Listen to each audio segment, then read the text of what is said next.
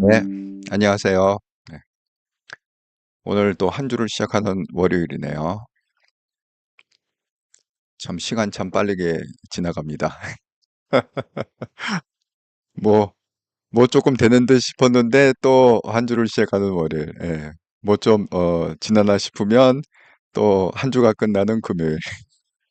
참 시간 빠릅니다. 예. 자, 인사부터 하고 시작하도록 하겠습니다. 예.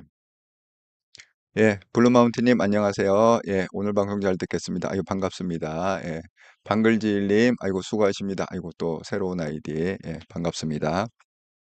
자, 오늘 제가 드리는 말씀은 제가 이거 키기 바로 전에 속보로 뜬 얘기인데요. 한동훈 당대표하고 이제 이재명이 어제 당대표로 선출되지 않았습니까? 공식적으로. 제가 그래서 거기에 대해서 좀 말씀을 좀 드릴 건데 그거를 갖다가 한번 봤어요. 처음부터 끝까지 봤습니다. 어떻게 그 사람들이 마지막에 연설을 하고 뭐 어떤 식으로 진행을 하는지 그 느낀 소감도 좀 말씀을 드리도록 하겠습니다.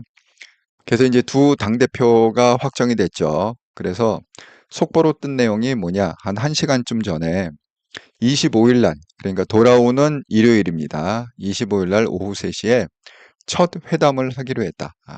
이렇게 국회에서 만난답니다. 둘이서. 그래서 이게 또 이제 그 일주일 내나 큰 이슈가 될 것 같아요. 과연 만나서 무슨 얘기를 할 거냐, 결과가 어떻게 나올 거냐, 여기에 대해서 일주일 내내 또 이 얘기로 도배를 할 것 같다. 이렇게 생각이 듭니다. 자, 제가 오늘 썸네일 한번 읽어보도록 하겠습니다. 이렇다라 방송 24년 8월 19일 방송. 2위 정봉주가 6위로 탈락. 6위 전현희가 2위로 당선. 한동훈, 이재명 25일 오후 3시 첫 회담. 우리가 싸워야 할 상대는 참으로 놀라운 집단이다. 제가 놀라운 집단이다. 이렇게 썼죠. 예. 오늘 썸네일의 그림은 채널A에서 그래픽을 만든 건데 2위인 정봉주가 암덩어리 명파리 이 두 마디의 단어, 예, 이 단어 때문에 6위로 해갖고 탈락이 되고 6위였던 전현희, 그러니까 5명까지 뽑는 겁니다. 그러니까 6위 순위 안에 못 들었던 전현희는 김여사 살인자. 사실 여기 김여사라고 썼지만 그 원문을 보면 김여사가 아니라 김건희 살인자입니다. 그러니까 좀 아마도 종편 채널이니까 좀 감안해서 명칭을 그래 썼는데 어쨌든 김건희 살인자 이렇게 해갖고 6위였던 전현희가 2위로 어제 결론적으로 2위로 당선이 됐다. 자, 이 얘기를 갖다가 좀 풀어보도록 하겠습니다.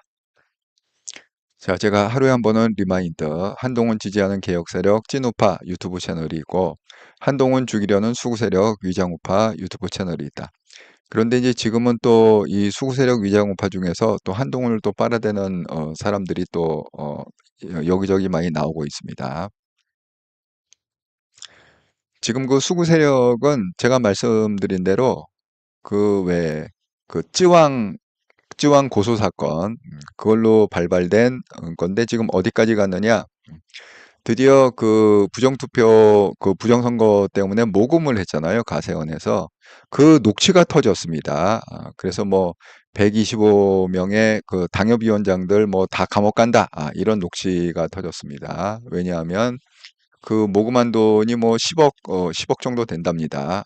그 돈을 갖다가 소송 비용으로 썼기 때문에 뭐 당협위원장들이 뭐 소송하는데 그 돈을 갖다가 썼기 때문에 뭐 선거법 위반으로 다 감옥 갈 수 있다. 그런 녹취가 터져갖고 지금 아주 난리가 났습니다. 그것 때문에. 예. 그러니까 어쨌든 얘네들은 그냥 얘네들끼리 지지고 볶고라고 놔두고 우리는 지금 대한민국의 미래를 걱정해야 될 때다. 이렇게 말씀을 드립니다. 자, 그럼 오늘의 방송 본격적으로 한번 시작해 보겠습니다. 이렇다라 방송 24년 8월 19일 2위 정봉주가 6위 탈락, 6위 전현희가 2위 당선, 한동훈 이재명 25일 오후 3시 첫 회담, 우리가 싸워야 할 상대는 참으로 놀라운 집단이다.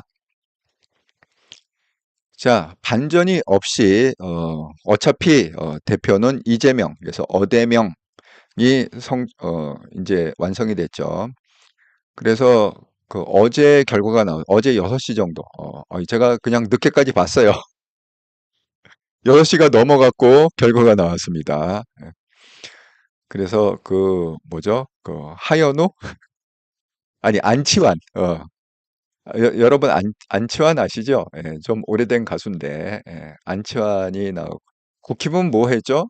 국힘은 그 기다리는 동안에 안마의들이 이렇게 집계하는데 좀 시간이 걸리잖아요. 한 1시간 정도 시간이 걸리는데, 그 국힘 전당대회 때는 토크쇼, 뭐 물어보고 토크쇼. 아니, 웬, 다 끝났는데 무슨 토크쇼야. 토크쇼하고 마지막에는 뭐죠? 뭐 이렇게 장구 치고 하는 그 공연. 그런 거 했었잖아요. 어제 그 민주당의 마지막 전당대회를 보니까 그냥 안치환이 나와갖고 무슨 콘서트 비슷하게 계속 뭐 이러저런 얘기하면서 노래 부르고 뭐 그렇게 갖고 그 1시간을 그냥 태웠습니다. 아, 박정숙님, 아이고 반갑습니다. 박정숙 선생님 반갑습니다. 더운 날씨에 예, 정말 지금 한국이 너무너무 덥다면서요, 지금. 그 얘기하는 사람마다 그 더운 날씨에 오늘도 그 뭐죠? 그 고문단을 갖다 한동훈이 만났는데 정말 이렇게 더운 날씨 처음 봤다. 그렇게 정의와 전 국회의장이 얘기할 정도로 지금 굉장히 더운 것 같습니다. 한국에. 네. 더운 날씨에 고생하십니다. 힘드네요. 예, 응원합니다. 아이고, 감사합니다. 한동훈 대통령이 화이팅합니다. 힘내세요. 영원히 응원합니다. 예. 장수봉님, 수고하십니다. 오늘도 정확한 논평 감사합니다. 아이고, 감사합니다. 장수봉님. 허경미님, 이렇더라 대표님, 제일 좋아하는 방송입니다. 아이고, 또 이렇게 극찬 내주셔서 감사합니다. 쌍수를 들고, 제가, 감사의 말씀을 드리겠습니다. 허경미님. 예. 자, 그랬는데 그 안치환이 이렇게 이제 노래 옛날 안치환 노래들이 있잖아요. 예, 제가 제 귀를 좀 의심을 했어. 왜 의심을 했냐면 아니 나는 맨 처음에 안치환인지 몰랐어요. 이 카메라가 이렇게 좀 멀리 잡잖아요, 되게. 근데 누가 이렇게 노래를 갖다가 제가 막 일을 같이 하면서 그것만 보고 있을 수는 없잖아. 내가 그거에 뭐 100% 올인할 수는 없잖아요. 그러니까 그냥 어떻게 걔네들이 진행하는가를 인제 켜 놓고 나는 또 내 일을 갖다 해야 되니까 그렇게 갖고 인제 막 하고 또 어제 또 그게 있었다고 그랬잖아요. 그 뭐 멤버십 방송 8시 에. 예. 그래서 뭐 이러저러한 일로 인제 막 준비도 하고 일도 하고 하면서 그걸 했는데 맨 처음에 이렇게 딱 화면을 보니까 이게 멀리 비쳤는데 그 노래가 이렇게 들리는데 제가 이렇게 일을 하다가 힐끗 쳐다본 이유가 뭐냐면 아니 누가 이렇게 노래를 못하는 거야 도대체. 아니 민주당 돈도 많은데 왜 이렇게 그 후진 가수를 갖다가 불러서 여기 보니까 안치환인 거야. 안치환이 자기 노래를 갖다 직접 부르는데 제가 깜짝 놀랐습니다. 안치환도 많이 늙었더라고요. 옛날에 안치환이 아니고 많이 늙었고 그다음에 인제 왜 이렇게 노래를 못 부를까 하는 느낌을 갖다 어제 확 받았어요. 예. 제 의미를 좀 알려면 제 방송이라도 이렇게 떠 있으니까 한번 그걸 갖다가 딴 데서 실황 중계하는 게 아니라 MBC, 뭐 MBC는 뭐 무슨 뭐 각종 MBC가 다 실황 중계를 하더라고요. 뭐 서울에 있는 MBC 본사뿐만이 아니라 무슨 뭐 전주인가? 전주 MBC인가? 뭐 거기서도 또 같은 MBC임에도 불구하고 따로따로 또 그걸 하더라고요. 어쨌든 간에 그래서 노래 정말 못 부른다. 그런 생각을 했고 제가 느낀 거는 뭐냐면 정말 싸우는 거 있잖아요. 싸우는 거는 민주당이 확실히 훈련이 잘 돼 있더라고요. 예. 그러니까 싸우는 능력, 투쟁의 능력. 제가 그거는 국힘은 매번 봤다고 그랬잖아요. 5번을 갖다 돌았잖아요. 맨 처음에 광주부터 시작해 갖고 뭐 대구, 부산 뭐 이렇게 빙빙빙 돌면서 그다음에 천안, 그다음에 서울 뭐 이거 다 봤다고 그랬잖아요. 제가 그거 볼 때마다 짜증이 나는 게 뭐냐면 그 몇몇 사람을 빼놓고는 도대체 저 사람이 지금 전당대회에 경쟁자로 나온 건지 지금 뭐 동네 무슨 뭐 이렇게 놓친 애들 앉혀 놓고 무슨 연설을 하는 건지 모를 정도로 정말 준비도 안 돼 있고 또 말하는 것도 앞뒤도 안 맞고 너무 어처구니 없는 얘기를 갖다 해 갖고 하는데 확실히 그 민주당은 그 이 짱돌 던지고 화염병 던지고 이 분위기라서 그런지 몰라도 확실히 얘기하는 게 명확해요. 연설하는 게 비교적 메시지가 명확하고 그다음에 말하는 것도 확실히 훈련이 돼 있어요. 예. 제대로 이렇게 사람을 갖다 이렇게 선동할 줄 알고 그런 어떤 그 스피치 훈련이 잘 돼 있더라. 이렇게 음 제가 느꼈습니다. 그래서 정말 저런 사람들하고 좀 싸우려면 그 우리도 그 국힘 쪽도 좀 '전투력을 많이 좀 증강시켜야겠구나. 지금 갖고는 좀 힘들지 않겠나.' 이런 생각이 좀 들었습니다. 정말 전투력은 좀 부럽더라고요. 그런 전투력은 좀 부럽습니다. 예. 허경민이 이렇더라 대표님 제일 좋아하는 방송입니다. 아이고 예 감사합니다. 이렇게 또 응원을 해 주셔서. 예. 자 그래서 인제 여러분 그 예상을 하신 대로 결과는 뭐 이렇게 됐습니다. 예. 그런데 이게 인제 또 기록을 세웠습니다. 어떤 기록이냐면 85.4%로 선출이 됐다. 굉장히 차이가 나죠. 김두관 그다음에 김지수 2%. 근데 이 김지수는 아주 젊은 친구입니다. 그러니까 자기가 2% 나왔다고 그러니까 너무 좋아 갖고 막 앉아 있다가 너무 좋아 갖고 막 방방 뛰면서 2%. 그러니까 2%면 뭐죠? 투표인 수가 약 한 75만 명 정도 됐거든요. 그러면 뭐야? 75만 명이면은 7만 5천, 7천.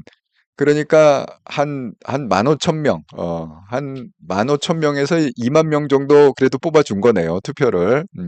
정말 감격하겠네. 그 젊은 친구가 아무 백그라운드도 없는데 2만 명이 민주당원 2만 명이 나를 갖다 지지해 줬다는 게 얼마나 좋게 막 2%, 2.48% 아니까 그냥 막 좋아 갖고 막 벌떡 일어나갖고 막 방방 뛰면서 막 그 손을 흔들고 난리를 쳤습니다. 김두관 뭐 예상한 대로 뭐 차이가 많이 나죠. 예. 그래서 결국은 당대표로는 그 이재명이 됐는데 이게 DJ 이후로 김대중 이후로 24년 만에 연임의 한 케이스다. 이렇게 그러니까 계속 당대표는 원래 안 하잖아요. 예, 한번 그냥 2년 하면 또 물려주고 이랬는데 DJ가 연임을 했고 이번에 또 24년 만에 이재명이 연속해서 두 번째 당대표를 하고 있다. 이렇게 말씀을 드립니다. 그래서 그 지난번에 2022년 전당대회는 77.8%, 그다음에 이번에 전당대회에서는 85.4% 역대 최고 득표율을 기록했다. 그런데 이게 그 혹시 그 어제 전당대회를 갖다가 보신 분들은 좀 그 느낌을 확 받으셨겠지만 오늘도 그 패널들 얘기해 보니까 저하고 아마 똑같은 그런 느낌을 받은 것 같더라고요. 어제 그거는 사실 전당대회가 아니라 그 대선 출정식 같았습니다. 왜냐하면 거기서 나온 얘기는 핵심적으로 딱 두 개예요. 그게 뭐 이재명의 입을 통해서 나왔건 최고위원 뭐 후보를 통해서 나왔건 간에 심지어는 그 뭐야 반 이재명이라는 그 뭐야 그 누구죠? 정봉주 입에서도 핵심 그 두 단어는 아주 똑같이 나왔습니다. 아이고 예 HY님 아이고 감사합니다. 또 이렇게 그 월요일 시작하면서 슈퍼챗으로 응원해 주셔서 감사드립니다. 더운 날 수고하십니다. 아이고 감사합니다. 근데 그 두 단어가 뭐냐면 첫 번째는 윤석열 타도예요. 예, 윤석열 타도. 이건 뭐 이구동성으로 하는 얘기야. 이재명뿐만이 아니라 뭐 나이가 들었건 젊은 친구건 좌우간 모든 연사들이 나와 갖고 다 외치는 게 뭐냐? 윤석열 정권을 갖다가 무너뜨리겠다. 빨리 뭐 탄핵을 하든 뭘 하든 빨리 끌어내리겠다. 윤석열 정권을 갖다가 까부수겠다. 이건 아주 공통적으로 얘기하는 거더라고. 음. 그러니까 걔네들은 그 서로 간에 경쟁을 하더라도 목표는 똑같더라고. 목표는 분명해요. 그러니까 내가 좀 부럽다는 거야. 그런 측면에서는 부럽다는 거야. 우리는 국힘은 목표가 없잖아. 목표가 없고 서로 자기 잘났다고 서로 치고받고 싸우고 그런 거잖아요. 우리 전당대회다 보지 않았습니까? 우리가? 그리고 TV 토론을 통해서 보지 않았습니까? 목표는 없어. 목표는 없고 네가 되면 안 된다. 네가 되면 안 돼. 다 이 얘기밖에 없잖아요. 그죠? 그런데 그 민주당의 전당대회는 좀 달랐습니다. 아주 핵심적인 목표가 뭐냐? 윤석열 정권을 갖다가 빨리 깨부숴야 된다. 빨리 끌어내려야 돼. 이게 그 공통이고, 그다음에 두 번째에 또 핵심이 있어요. 공통적인 그로 연사들이 얘기하는 건 뭐냐면 이재명을 대통령으로 만들어야 된다. 이게 아주 공통점이더라고요. 예. 그 누가 됐건 간에, 뭐 어느 경쟁자가 됐건 간에 이 두 가지 개념은 다 똑같이 그렇게 아주 열변을 토합니다. 이재명은 대통령이 돼야 된다. 이재명 대통령 이 얘기하고 윤석열 정권은 빨리 무너뜨려야 된다. 끌어내려야 된다. 이 얘기, 그 두 가지 얘기가 아주 인상 깊었습니다. 잠깐 나오는 사람마다 그걸 떠들었기 때문에. 그래서 이게 그 뭐야 무슨 당대표 뽑고 최고위원 뽑고 이런 전당대회가 아니라 마치 이재명을 위한 잔치, 이재명을 위한 이벤트, 이재명이 대통령이 되기 위한 어떤 그 뭐 단합대회 그런 느낌이 들었어. 이재명 대통령 만들기의 단합대회. 그러니까 제가 이제 조금 있다가 또 설명을 하겠지만 이미 지금 민주당은 대선 레이스가 시작한 겁니다. 대선이 이제 출발됐어요. 제가 왜 그렇게 얘기하는지 제가 한통령 방송에서 좀 자세히 설명을 드리도록 하겠습니다.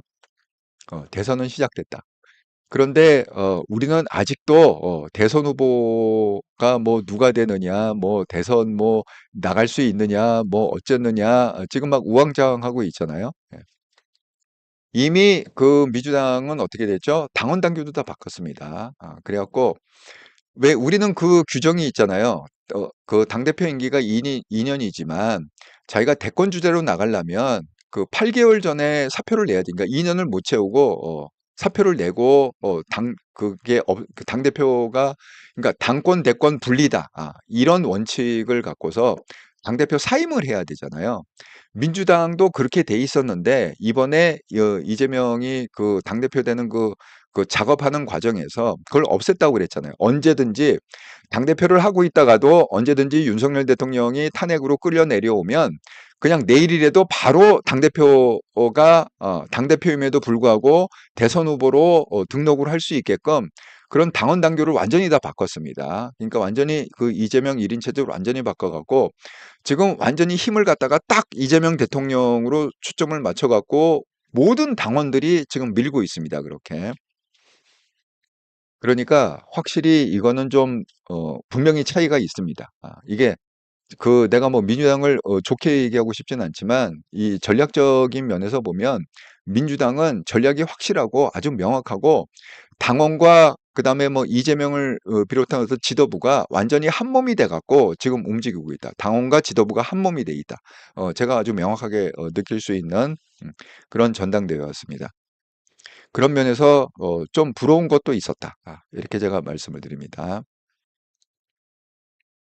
정말 국힘이 빨리 정신을 차려야 됩니다.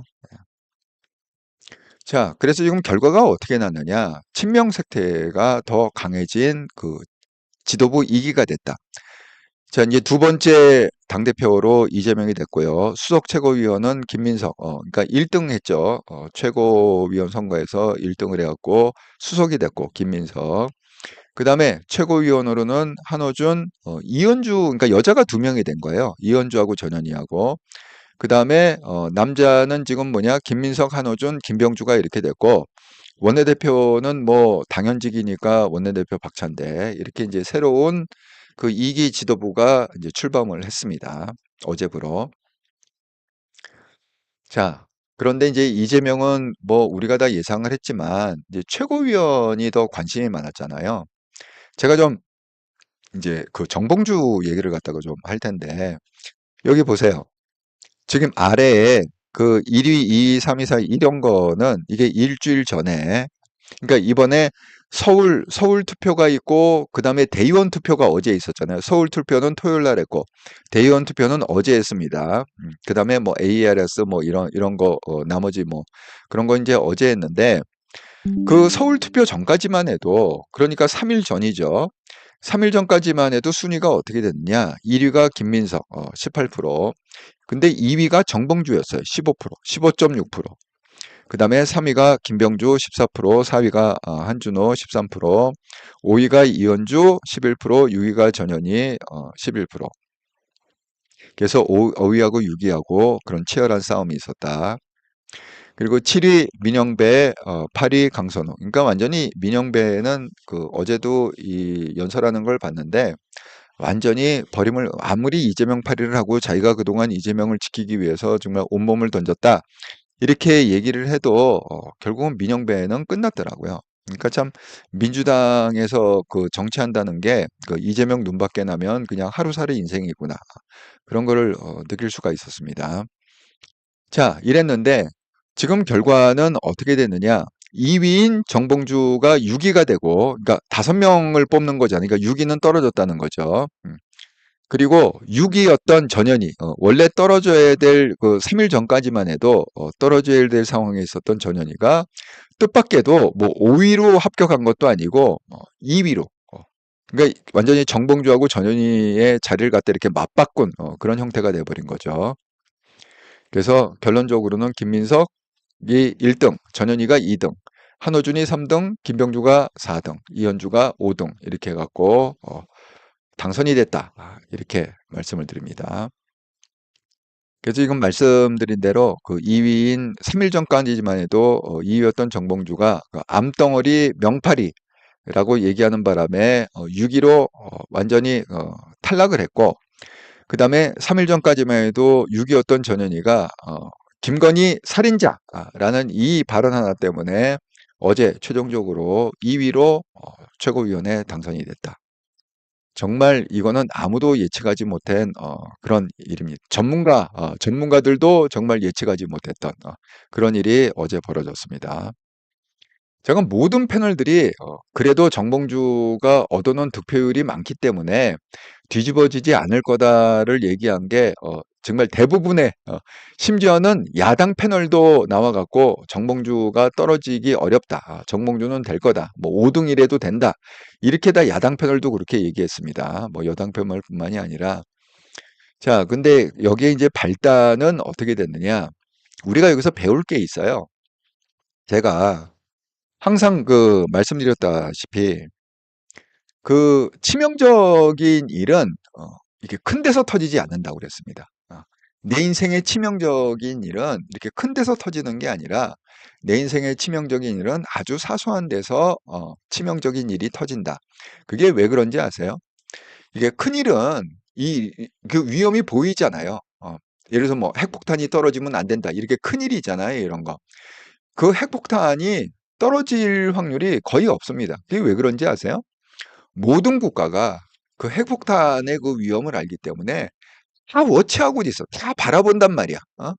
그러니까 미국이 항상 뭐 북한하고 러시아하고 뭐 이란하고 이런 걸 항상 모니터링하고 아주 실시간으로 위성으로 감시하고 뭐하고 그러니까 항상 워치아웃을 하기 때문에 이게 핵폭탄이 터질 확률이 거의 없습니다. 무슨 뭐 러시아가 그 우크라이나랑 전쟁하고 열받아갖고 뭐 핵폭탄 쓸 거다? 절대 그럴 리가 없습니다. 예.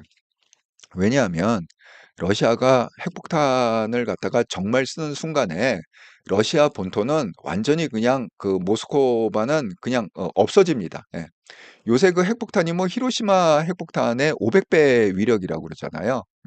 그러니까 그런 걸 갖다 모스크바에 떨어뜨리면은 그 모스크바가 뭐 흔적이나 남겠습니까? 예. 흔적도 없이 그냥 사라지는 겁니다.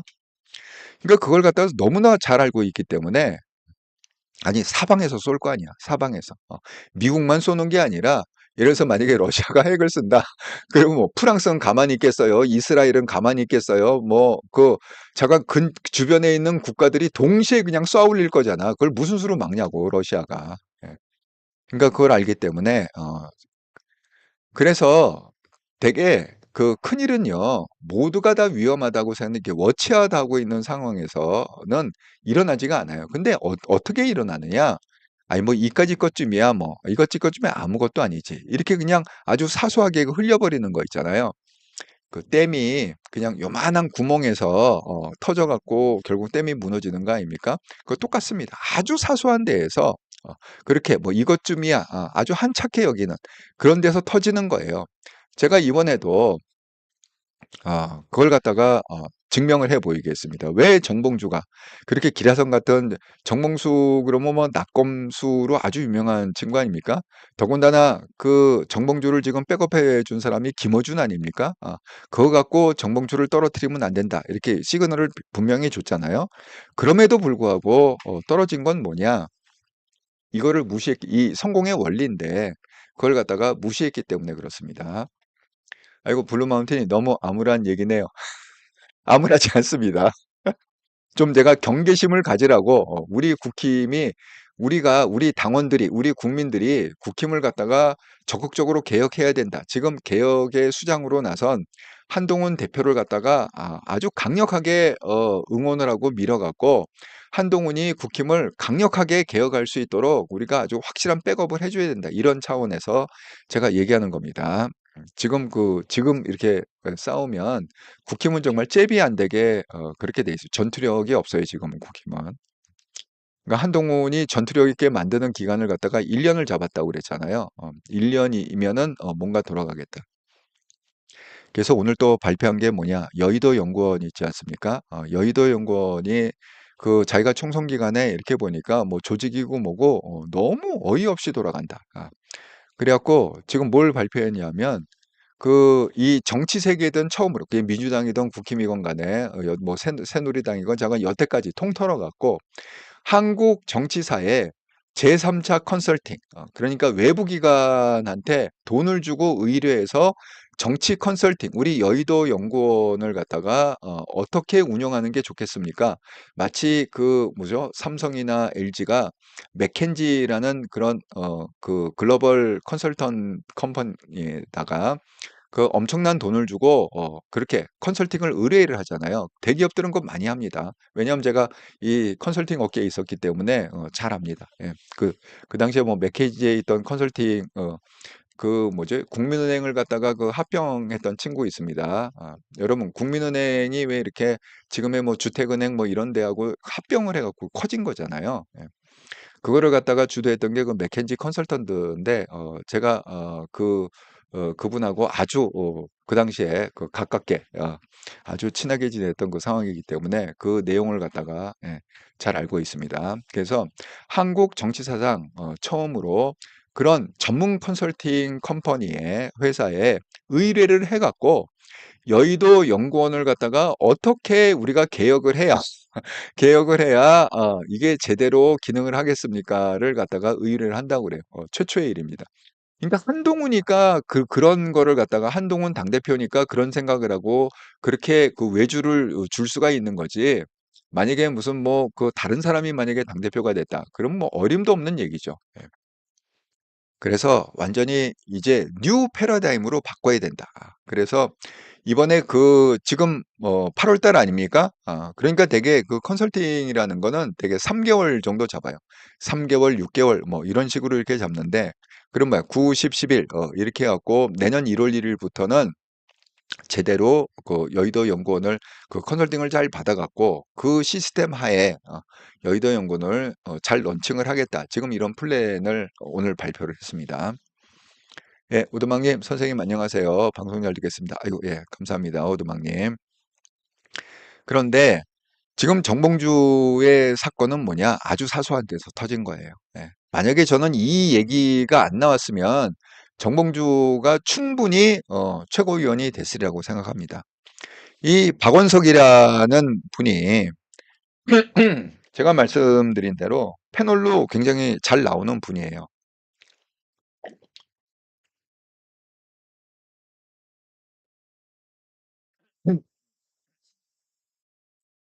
그러니까 이런 그 우파 쪽 패널이 아니라 그 좌파, 그러니까 야당 패널이죠.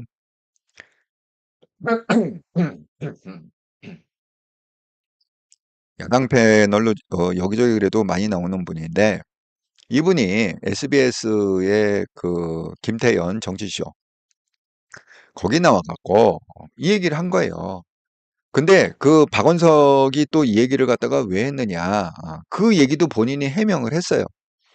자기는 이렇게 그 조그만 채널, 사실 뭐 이렇게 그 이게 그 라디오 방송 아닙니까? 그 SBS의 그 김태현의 정치쇼가. 그러니까 또 아침 일찍 하는 방송이고, 그래갖고, 이렇게 뭐 파급력이 클지는 자기가 꿈에도 생각 못 했다는 거야. 설마 이 방송을 갖다가 많은 사람들이 보랴.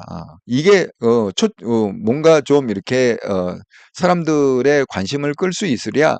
그렇게 전혀 생각하지 않았다는 거예요. 그래갖고 이제 방송하다가 뭐라고 얘기했느냐. 제가 최근에 정몽주 후보하고 통화를 했어요. 그러니까 박원석하고 정몽주 후보는 형 동생하고는 아주 가까운 사이랍니다. 지금 이재명 대표의 최고위원 선거 개입에 대해서 상당히 열받아 있고 걱정이 돼서 전화를. 이게 무슨 얘기죠?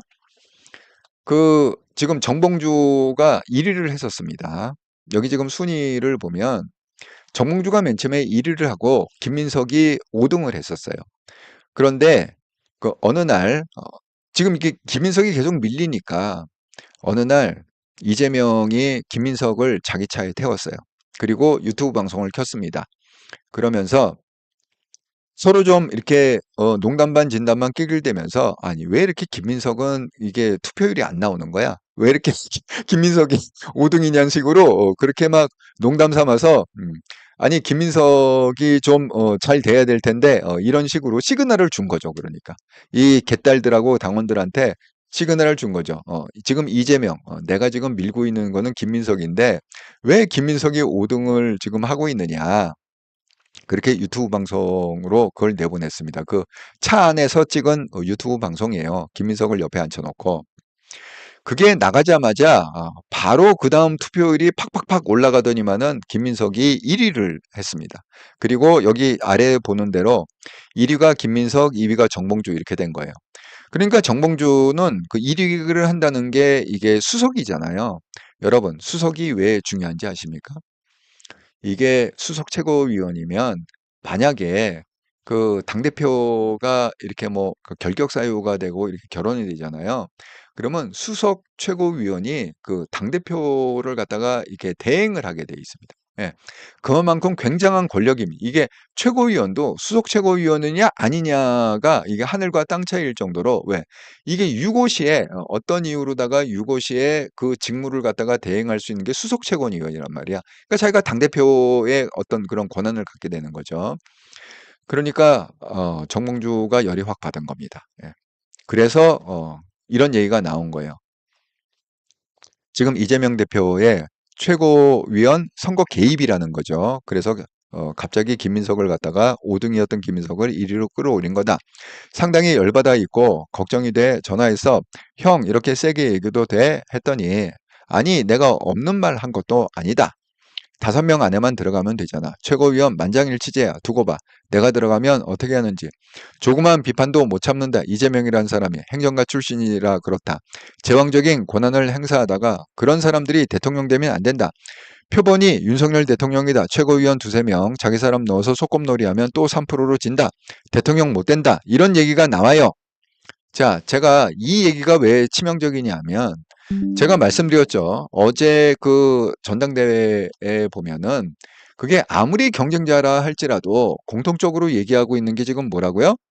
두 가지 얘기를 했잖아요. 윤석열 정권을 빨리 무너뜨려야 된다. 이거 하나. 윤석열 타도. 두 번째 얘기는 뭐예요? 이재명을 갖다가 대통령을 만들어야 된다. 내가 거기에 헌신하겠다. 지금 이거 아닙니까? 그런데 지금 민주당의 큰 흐름이 그 흐름인데 어떤 경쟁을 하던 그거는 변하지 않는 거예요. 윤석열 정권 빨리 무너뜨리는 거하고 이재명을 빨리 대통령 만드는 거. 이거는 정말 그 누가 얘기해도 팩트 중에 팩트입니다. 민주당 안에서는. 그런데 지금 박원석이 지금 어떻게 깐 거예요? 지금 정봉주의 내심이 뭐야? 정봉주가 열받아 갖고 그 속마음이 뭐예요?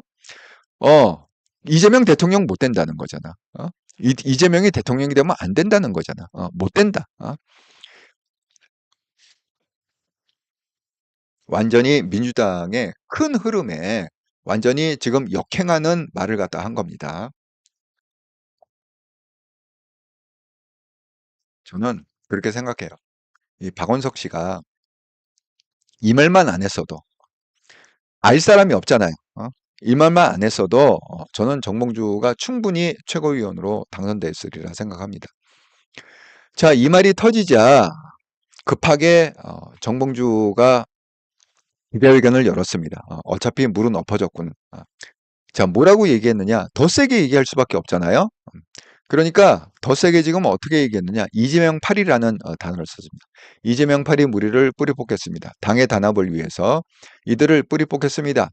많은 이들이 알고 분노하고 있지만 아무도 나서지 있지 못하는 상황에서 언제까지 쉬쉬만 하고 있을 것인가 하는 문제의식도 갖고 어떤 모진 비난이 있더라도 이들을 도려내야겠다고 결심했습니다. 당 내부의 암덩어리인 명파리를 잘라내야 합니다.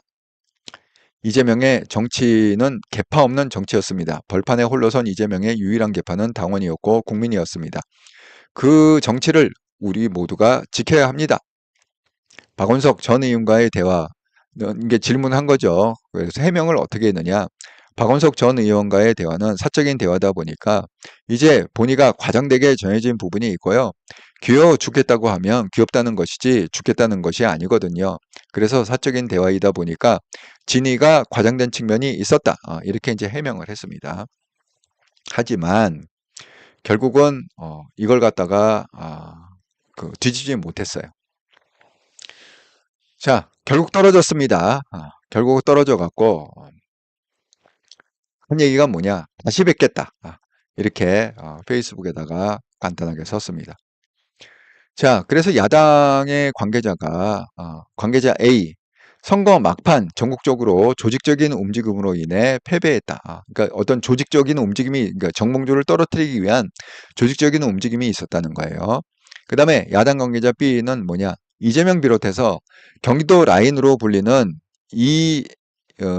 이 대표 측근들이 특정 후보 찍어야 한다며 전화를 걸거나 전국 돌아다니며 좌표 찍기를 했다. 그러니까 쉽게 얘기하면 정몽주를 떨어뜨리려고 아주 조직이 치밀하게 움직였다는 이 사람들 주장에 의하면 지금 그런 결과가 나왔습니다. 자, 정몽주가 그래서 낙선을 했습니다. 낙선을 했는데 그 쏟아지는 비난 댓글이 뭐냐? 저를 반대했던 분들조차도 민주 진보 진영의 소중한 자산이다. 다시 뵌날을 기약하겠다. 이렇게 올렸는데 페이스북에다가 이렇게 써갖고 올렸는데 댓글이 어떤 식으로 달렸냐 하면 반명 유튜브 패널이나 해라. 너는 이제 반명이잖아. 이재명 까는 그 유튜브 패널이라 해라. 당신은 끝이야. 다신 뵙지 맙시다. 뭘 다시 봐. 너 이제 끝났어. 이 얘기를 갖다가 그 반응을 했다는 거죠. 정말 그 박원석의 그냥 방송에서 그 사람은 제가 아이고 장창환님 아이고 예 반갑습니다. 이렇더라 TV 화이팅 예 감사합니다. 그 사람은 그 어떤 의도로 그 얘기를 했을까요? 정봉주 얘기를 갖다가 왜 했을까요? 저는 그렇게 생각합니다. 예. 나 이렇게 많이 알고 있어. 이것 때문에. 자기가 많은 정보를 갖고 있고 내가 정봉주하고 이렇게 친하고 그래서 그렇게 속 얘기를 하고 그러니까 뭐예요? 그 SBS뿐만이 아니라 뭐 채널 A에서도 나를 부르고 근데 참 희한한 게 있어요. 제가 이렇게 모니터링 한 20개 정도 한다고 그랬잖아요. 채널 A를 보면 채널 A에 부르는 패널들이 있어요. 그러니까 그 채널 A 그 앵커 아마 그 앵커가 초이스를 하는 것 같은데 그 앵커가 선호하는 그 우파 패널이 있고 좌파 패널이 있고요. 또 MBN에 보면은 또 MBN이 또 선호하는 그 우파 패널이 있고 좌파 패널이 있고요. TV조선은 또 다르고 그러니까 각 방송국마다 이게 좀 있더라고요. 그러니까 그 뭐죠? 우리가 아는 그 뭐야? 그 이준석이나 무슨 장해찬 이런 애들 부르는 거는 뭐 YTN 채널에 이런 데서는 안 불러요. 뭐 YTN이나 그다음에 뭐 김현정의 뉴스나 이렇게 좀 정해 있어요. 그러니까 분위기가 이렇게 좀 정해 있더라고요. 나오는 데는 계속 이렇게 나오고 뭐 연합뉴스 이런 데는 또 뭐 정법전 뭐 그 뭐죠? 이현정 뭐 이런 사람들이 또 이렇게 나오고 뭐 좌파 쪽에서는 그 이상하게 좀 아는 척하는 애 있어요. 근데 의외로 또 그 사람을 또 많이 또 부르대. 예. 어쨌든 간에 나는 마음에 안 드는데 그 좌파 패널 중에 하나에 굉장히 이제 지가 막 아는 척하는 애가 있는데 마음에는 안 들어요. 자, 그래서 이런 일이 벌어졌다. 제가 그 얘기하잖아요. 항상 그 중요한 거는 제가 그 쇼츠 영상으로 만든다고. 그래서 제가 이 쇼츠 영상을 오늘 또 만들어서 한번 올렸습니다. 한번 보시죠. 예. 전문가들의 예상을 완전히 깼다. 1등 수석 최고위원 후보군으로 거론됐던 정봉주 후보가 논란의 명파리 발언 이후에 6위로 밀려나면서 탈락을 했습니다. 전현희 최고위원 당선자 같은 경우는 이 김건희 여사는 살인자다. 김건희 살인자. 김건희 윤석열이 대표한 줄 아세요? 대표한 줄 아세요? 국장을 죽인 거예요. 살인자입니다. 신명을 명파리로 비호했던 정봉주 후보는 6위로 크로스. 김건희 살인자 발언으로 이 강성 지지자들의 마음을 훔친 전현희 후보는 6위에서 2위로 올라갔습니다. 이재명 파리 무리들 뿌리 뽑겠습니다. 당 내부의 암덩어리인 명파리를 잘라내야 합니다. 낼 수 있는 민주당 기자회견을 보고요. 머리 쳐들면서 발끈하는 사람들입니다. 당원 앞에서 고개 시켜들면 어떻게 되는지를 집단으로 어떤 특정 후보를 1, 2 후보를 밀어내서 6등으로 만들 수 있는 저 집단적 세력이 사실은 굉장히 놀랍습니다. 1등 수석 최고위원 후보군으로 거론됐던 정봉주 후보가 논란의 명파리. 여러분, 오신환 그 의원이 그 마지막에 그 얘기했잖아요. 정말 놀라운 집단이다. 그걸 어떻게 그 2등을 했던 사람을 갖다가 자기네들이 그 마음에 안 든다. 그래서 결단을 해갖고 사실 그게 제가 말씀드린 대로 이게 쉽지가 않습니다. 이 떨어뜨리기가 쉽지 않은 게 뭐냐면 이런 이유 때문에 이 떨어뜨리기가 쉽지 않은 거예요. 여기 한번 보세요. 제가 그 정몽주, 그러니까 하나는 맞고 하나는 틀렸는데, 전현희가 최고위원으로 될 거다. 그렇게 했는데 전현희는 됐고, 정몽주도 최고위원이 될 거다. 근데 그거는 틀렸습니다. 어, 그러니까 비긴 거지. 하나 맞고 하나 틀렸으니까, 비긴 거예요. 이게 정몽주를 떨어뜨리기가 힘드냐 하면, 자, 아래 단을 한번 보세요. 자, 2위, 정몽주가 지금 15.6%잖아요. 그러면 정봉주를 떨어뜨리면서 다른 사람을 갖다가 끌어올려야 될 거 아닙니까? 정봉주만 떨어뜨리면 안 되죠. 그러니까 투표를 할 때 정봉주를 떨어뜨리는 건 뭐죠? 정봉주를 안 찍으면 되잖아. 근데 문제는 안 찍어서 끝나는 게 아니라 이게 다른 사람을 갖다가 또 끌어올려야 되잖아요. 그러면 예를 들어서 김병주를 갖다가 집중적으로 찍는다. 그러면 김병주가 2위가 되고 정봉주가 3위가 될 수 있죠. 한준호를 갖다 집중적으로 찍는다. 그러면 한준호가 뭐 2위가 되고 정봉주가 4위가 될 수 있잖아요. 그러니까 이게 쉽지가 않다는 거야. 그 불특정 지금 다수가 투표를 하는데 그거를 갖다가 정말 이게 짜고 투표할 수가 없잖아요. 쉽게 얘기하면. 짜고 투표할 수가 없기 때문에 아니 뭐 10사람 20사람이면 서로 짜고 투표할 수 있지만 예를 들어서 10만 명, 20만 명, 75만 명이 지금 전체적으로 투표를 했다는데 그걸 갖다가 어떻게 그 짜고서 어떻게 합니까? 그 많은 사람들이. 그런데 뭐예요? 민주당이 그거를 해냈다는 거지. 정말 이거 굉장히 우리가 좀 이렇게 워치아웃 해야 될 우리가 정말 신경 써야 될 그런 상황입니다. 왜냐하면 그 정도로 통제가 된다는 거잖아요, 지금. 네. 예를 들어서 정몽주를 갖다가 2위였던 정몽주를 갖다가 6위를 만들어라. 그러면 그렇게 할 수 있는 조직을 지금 갖추고 있다는 거 아닙니까? 예? 정말 놀랐습니다. 그래갖고 모든 전문가들이 지금 다 틀렸어요. 예측이 저만 틀린 게 아니라 정말 제가 아는 사람 중에 정봉주가 떨어질 거라고 얘기하는 사람 한 번도 못 봤거든요. 그래갖고 지금 다들 멘붕이 됐습니다. 야, 정말 민주당이 그렇게까지 완전히 그 일사불란하게 움직이는 그런 완전체 조직이 돼 있구나 지금. 그 개딸조직이라는 게 정말 너무 살벌하고 너무 어마어마한 조직이구나. 이런 걸 갖다가 이번에 우리가 다시 한번 그 경험하고 다시 한번 그 입증이 되는 그런 사건이었습니다. 이번이. 그래서 우리가 좀 정신을 차려야 된다. 제가 이 말씀을 꼭 드립니다. 지금 국힘이 쓸데없이 뭐 한동훈 대표를 갖다가 까고 이럴 때가 아닙니다. 정신 좀 차리고 차라리 그런 사람들은 그냥 빨리 다 잘라버리고 그렇게 해갖고 그냥 새로 시작하는 게 더 훨씬 낫다. 이렇게 말씀을 드립니다.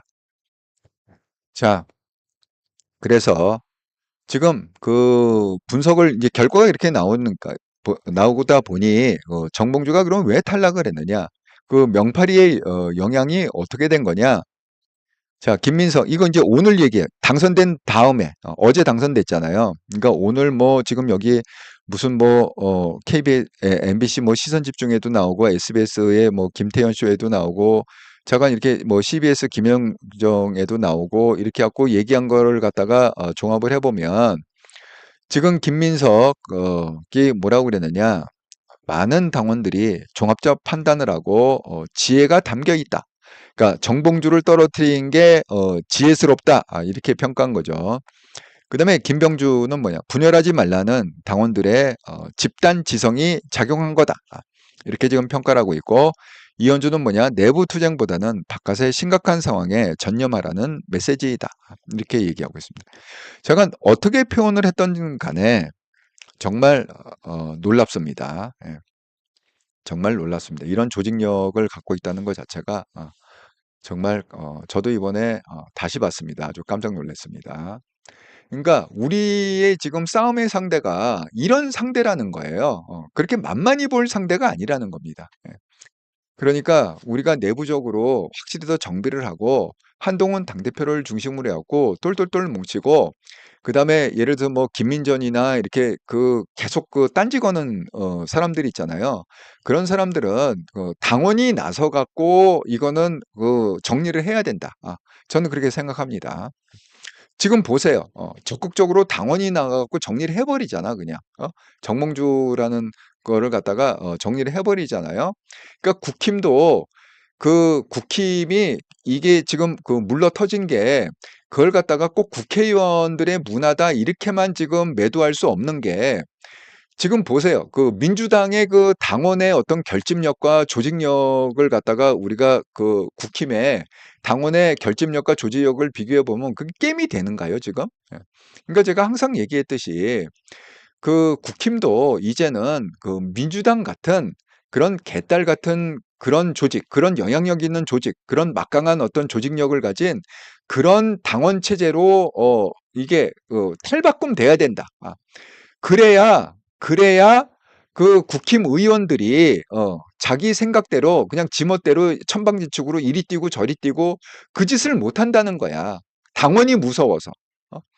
아니 이번에도 보여준 거 아닙니까? 그 개딸을 중심으로 한 그 민주당 당원 중에 개딸만 있는 건 아니잖아요. 그럼에도 불구하고 그 당원들이 결정한 건 뭐냐? 정봉주를 갖다가 탈락시키는 걸 결정을 했다는 거죠. 예. 그러니까 어느 누가 이제 이재명한테 반기를 들겠습니까? 당원이 명확하게 보여준 거 아닙니까? 예, 명확하게. 그러니까 국힘의 당원들이 명확하게 한동훈을 갖다가 우리가 얼마만큼 지지하고 있는가를 명확하게 보여주면 절대 그 무슨 뭐 김민전이나 무슨 뭐 다른 사람들이 뭐 쉽게 해서 그 친윤계 뒤에는 그 이철규만이지 대통령은 없다고 그랬어요. 그러니까 그 이철규의 패거리들이 절대 함부로 한동훈을 갖다가 흔들 생각을 할 수가 없다. 그러니까 당원의 책임도 나는 크다. 이렇게 생각합니다. 국힘의 당원의 책임도 크다. 이렇게 생각합니다. 예. 그래서 제가 한통령 채널을 만든 이유는 그런 이유가 있습니다. 예. 이제는 우리도 그 영향력을 발휘할 때고 우리가 힘을 갖고 뭔가 적극적으로 개입을 해서 아닌 건 아니라고 얘기를 해야 된다. 교통 정리를 우리도 해야 된다. 그렇게 말씀을 드립니다. 오두막님, 이런 집단이 과연 대한민국 사람인가요? 믿어지지가 않아요. 국민 전체 몇 프로나 될까요? 근데 오두막님, 지금 그 모든 패널들이 그렇게 얘기하고 있습니다. 옛날에는 그 보수당 인구 비율로 봤을 때 보수당과 이 야권, 그러니까 좌파가 비슷비슷했대요. 근데 지금은 어떻게 됐냐면 보수당 숫자가 줄어들고 이런 그 좌파 인구가 훨씬 많아졌다고 합니다. 그래서 우리가 선거에서 이기려면 그게 총선이 됐건 대선이 됐건 선거에서 이기려면 우리가 변하지 않으면 안 된다. 오늘 제가 이것도 하나 보여드릴게요. 오늘 오찬을 같이 했습니다. 그러니까 쉽게 얘기하면 이제 국힘의 그 원로 그룹이죠. 고문 그룹.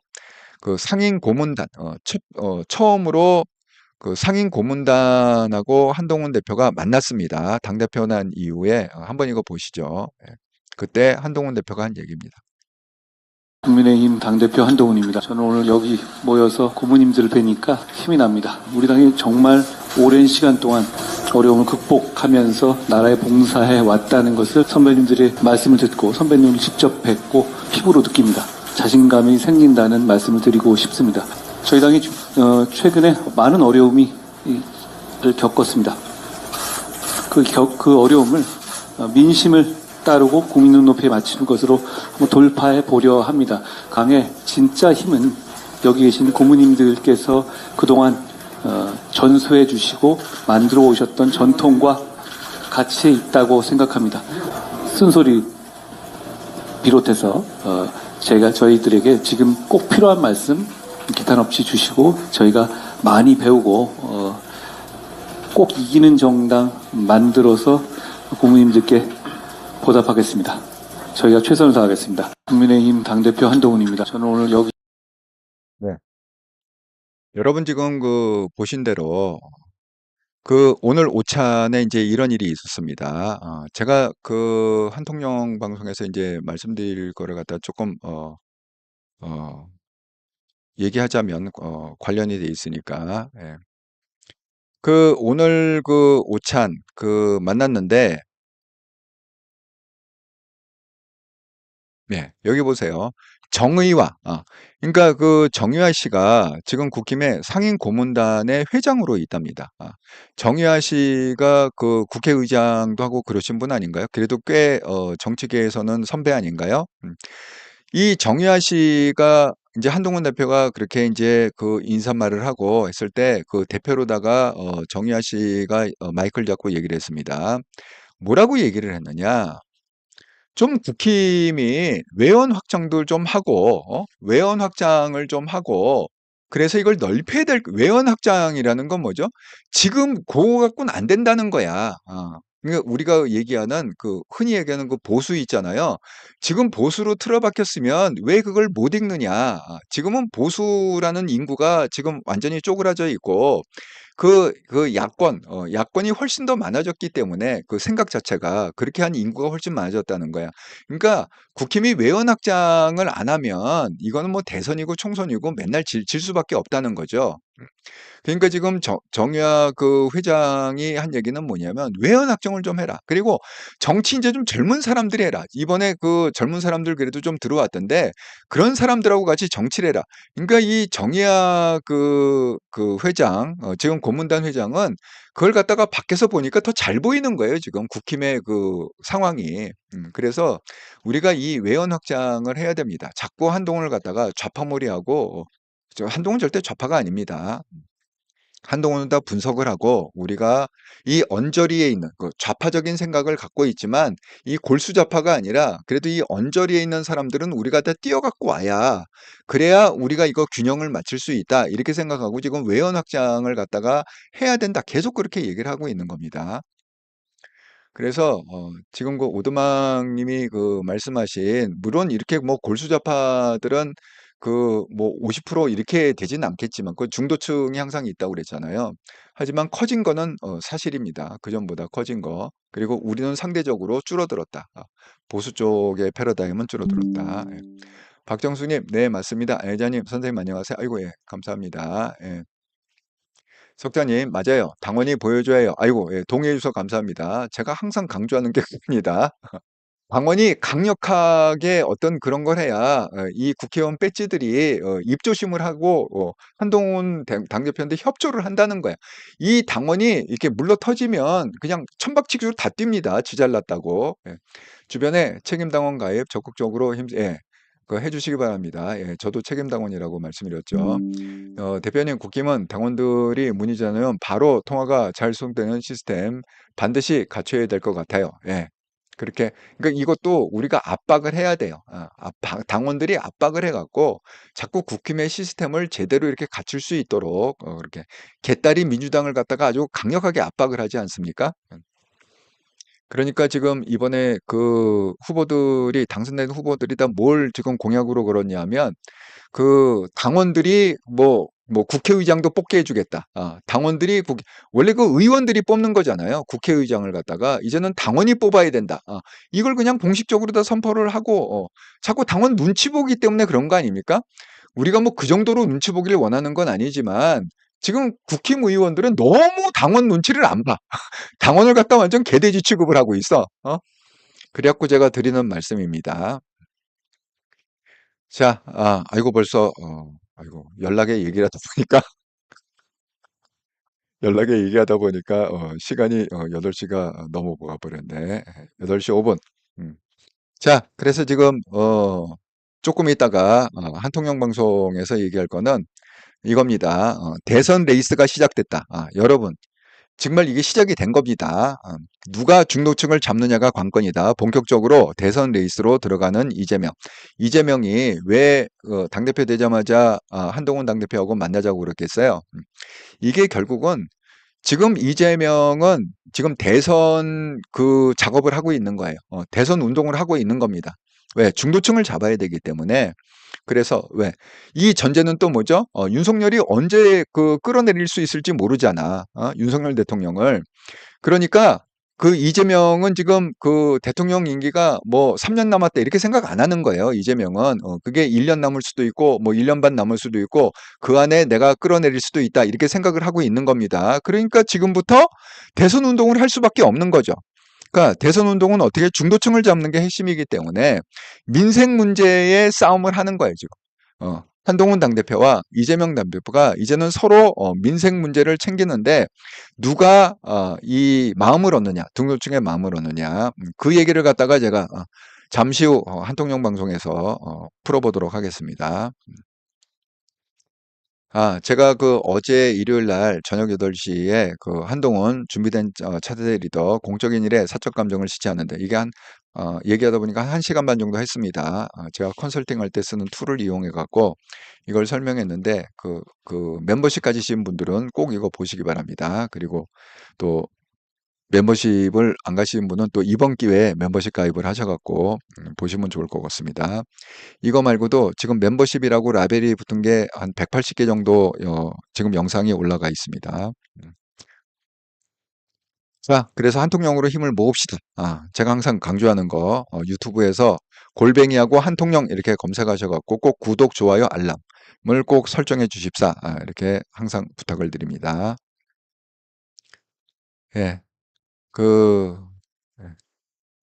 지난 한 주간 동안 또 후원 정말 감사합니다. 8월 11일부터 8월 19일까지 구독 후원, 기업은행 계좌로 후원해 주신 분, 박정숙님, 김영애님, 감사합니다. 마음 잘 받겠습니다. 슈퍼챗 슈퍼스티커 슈퍼생스로 후원해 주신 분, 김자영님, 이영숙님, 김연옥님, 감사드립니다. 또 멤버십으로 후원해 주신 분, 믿음이 등급, 나른한 오후님, 제이훈림님, 감사드립니다. 자, 지금 이제 조금 이제 후원하시는 분들이 이제 조금씩 늘고 있는데, 제가, 목표는 작년 11월 달에 그 영광을 되찾겠다. 그래서, 지금 열심히, 기도를 하고 있습니다. 예. 자, 그러면 잠시 후에 그 한통령 방송에서, 누가 중도층을 참느냐, 이제 대선 레이스가 시작됐다. 여기에 대한 얘기를 본격적으로 해보도록 하겠습니다. 구독자 여러분과 함께 만들어간 채널, 이렇더라 채널. 여러분이 또 채창에 써주신 내용은 제가 한번 나누고, 블루마운틴님, 갈 길도 바쁜데 주변에 분당 치는 인간들이 많으니 한동훈 정말 견뎌내기 힘들겠습니다. 그러니까 우리가 좀 힘을 합쳐야 돼요. 우리가 아주 확실하게 백업을 해줘야 한동훈 당대표가 자신하게 밀고 나가지 않을까 싶습니다. 석장님, 책임당원 온라인 가외하면서 심하게 막히고 모바일이 익숙지 못한 연세 있는 분들한테 세세히 교육하는 시스템도 너무 중요해요. 예, 그렇습니다. 브라이트 제이님, 한통령 대표님, 급하게 들어왔네요. 아이고, 반갑습니다. 늦게라도 이렇게 참여해 주셔서 감사드립니다. 박정수 선생님, 오늘도 감사합니다. 수고하셨습니다. 아이고, 예. 또 이렇게 1시간 넘는 긴 방송에 함께 참여해 주셔서 감사드립니다. 멀리 가지 마시고요. 자, 5분 후에 한통령 방송에서 또 뵙도록 하겠습니다. 감사합니다.